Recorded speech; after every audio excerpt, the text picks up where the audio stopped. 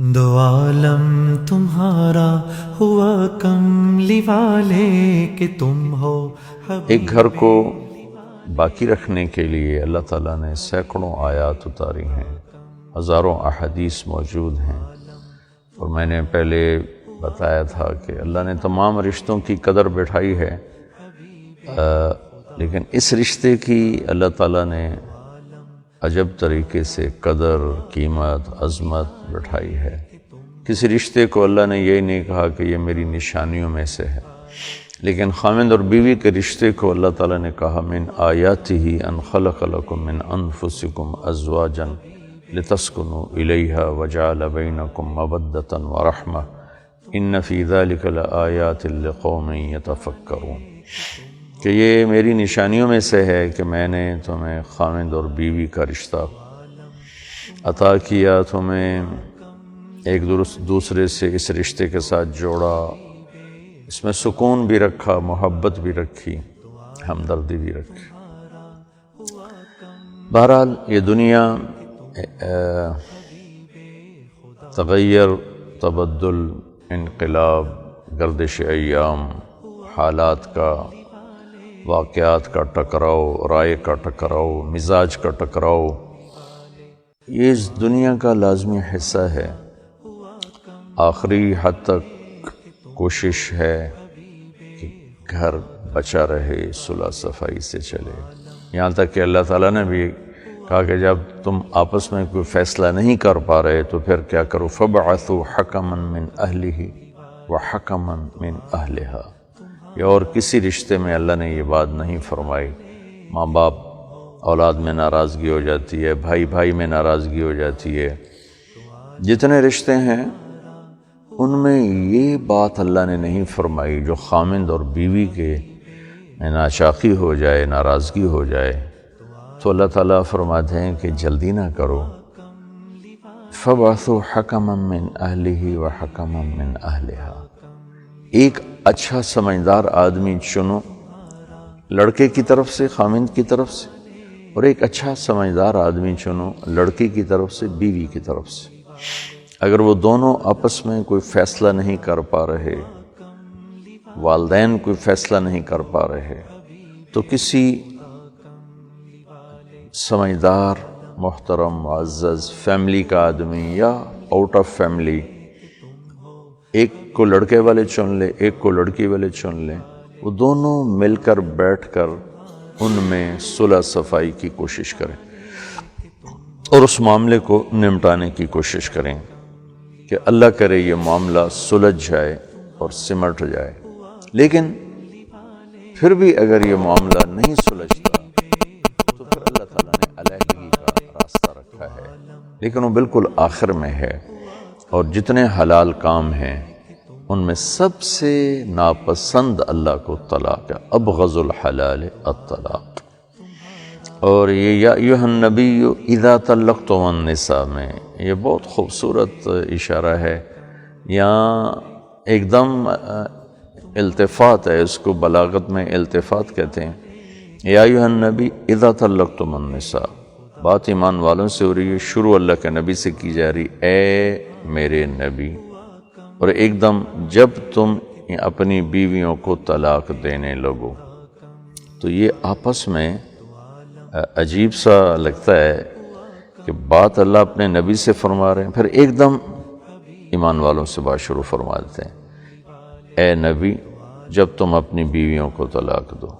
تو اس میں علماء نے یہ ایک خوبصورت اشارہ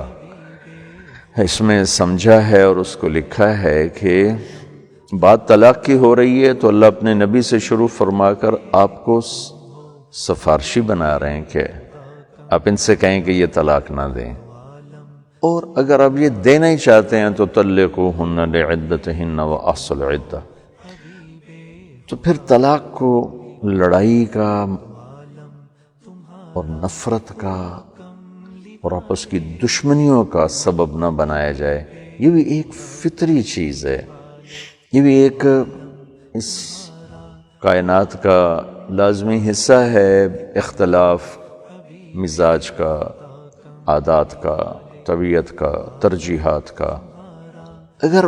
نہیں نبھ رہی تو پھر خوبصورت طریقے سے علیحدگی کرنے کا حکم ہے۔ اسے لڑائی جھگڑا دشمنیاں قتل تک پہنچ جانا یہ ہمارے دیس میں انتہائی ظلم جہالت اور نادانی ہے۔ طلاق صحابہ میں بھی تھی، اللہ کے نبی نے بھی 2 نکاح فرمائے، رخصتی سے پہلے طلاق دے دی۔ آپ کے نکاح 13 ہیں، رخصتی 11 ہیں، 2 کو آپ نے خود طلاق دی۔ تمام بڑے صحابہ کی زندگی میں ملتا ہے۔ تو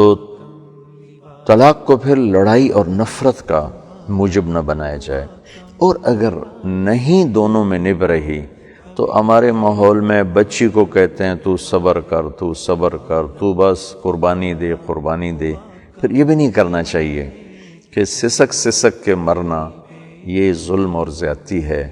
بعض سسرال کا ظلم بے حد ہوتا ہے، سسرال کا نہیں ہوتا، خاوند سخت مزاج مل جاتا ہے اور اپنے مزاج میں تبدیلی لانے پر تیار نہیں، یا ویسے ہی ارادہ ہی کوئی نہیں ہے، تو پھر یوں اپنی بچیوں کو تڑپانا کہ بس تو صبر کر، پھر دوبارہ تیری شادی کہاں ہوگی، کون رشتہ لینے آئے گا، پھر یہ بھی نہیں کرنا چاہیے، پھر جدائی ہو جانی چاہیے۔ ایسے ہی بعض اوقات لڑکی کے چند ایک واقعات ابھی میرے سامنے آئے ہیں، انتہائی اخلاق والے بچے، ان کے گھر ٹوٹ گئے، لڑکی کی بدتمیزی، بدمزاجی، حد درجے کی بد اخلاقی اور حد درجے کی زبان کی تیزی نے گھر توڑ دیا۔ اور میں جانتا ہوں ان بچوں کو، انتہائی اخلاق والے بچے، لیکن بے بس ہو گئے اور آخر علیحدگی ہونی پڑی۔ تو وہاں 100% اس میں بچی کی بدمزاجی اور بد اخلاقی۔ تو اس وقت لڑکے سے کہنا گزارا کر گزارا کر گزارا کر، بدنامی ہوگی، یہ بھی ٹھیک نہیں۔ پھر آسن طریقے سے علیحدہ ہونے کا حکم ہے، اور اس علیحدگی میں اس کو لڑائی نہ بنایا جائے اور اس کو دشمنی نہ بنایا جائے،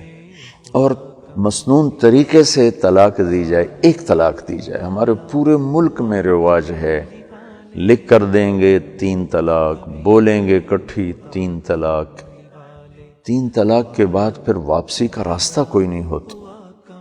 پھر وہ پریشان بھی ہوتے ہیں، سر پکڑ کے بیٹھتے ہیں، پھر آ کر پوچھتے ہیں۔ تو میرے نبی کا خوبصورت طریقہ، ایک طلاق دو، اگر آپ کا گزارا نہیں ہو رہا ایک طلاق دے دیں۔ ایک طلاق کے بعد آپ کو عدت کے اندر تو بغیر نکاح کے ہی دوبارہ گھر بسانے کی اجازت ہے، اور اگر عدت گزر جاتی ہے تو آپ کو دوبارہ نکاح کر کے اپنا گھر بسانے کی اجازت ہے، لیکن 3 طلاق کے بعد تو آپ اپنے راستے بند کر لیتے ہیں، دروازے بند کر لیتے ہیں اور مسائل کھڑے کر لیتے ہیں۔ تو پھر میں آپ کو جو بھی میری بات سن رہے ہیں، اللہ نہ کرے کسی کے گھر میں یہ صورتحال پیش آئے، اللہ نہ کرے کسی کے گھر میں یہ صورتحال پیش آئے، اللہ ہمارے بچوں کی بچیوں کی حفاظت فرمائے، ان کو اپنے گھروں میں خوش رکھے، آباد رکھے۔